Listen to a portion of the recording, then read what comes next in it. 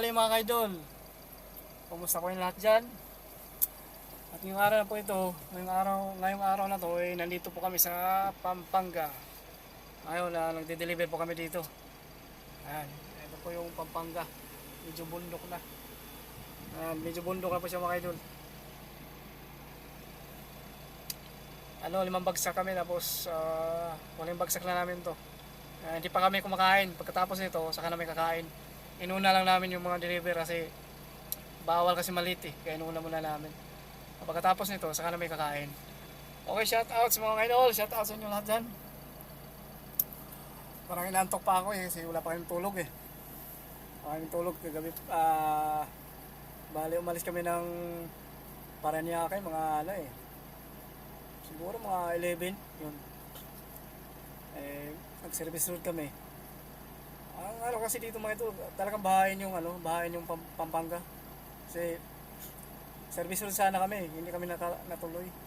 Pagdating ng San Simon, malalim ng bahay, kaya umexit na rin kami papuntang Inlex. Ayun.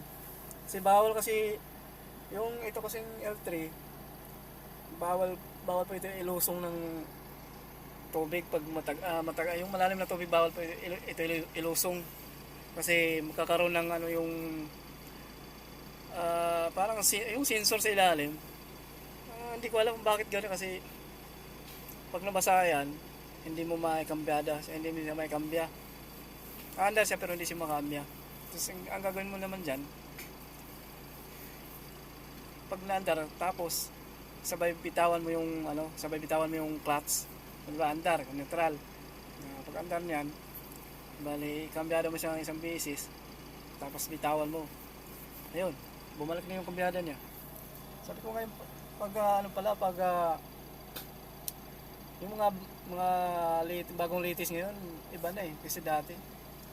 Yung mga latest dati, pwede mo yung badargo sa tubigan So ngayon, parang hindi, ingatan mo talaga Lalo pag malayo mga idol, tapos magkakaroon ng ganun, mangyari yung ganun. Wala, mahirapan kayo makakauwi, hindi kayo makakauwi. Hanggat maaari, ingatan po natin yung sasakyan. Kasi alam ko na,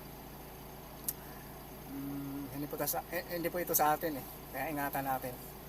Yan po mga idol, shout out sa inyo natin. Kumusta? At maraming salamat sa inyong panunood sa aking video. Hindi ko naman sinasabi panoorin nyo, pero maraming salamat na rin sa panunood. Bye bye!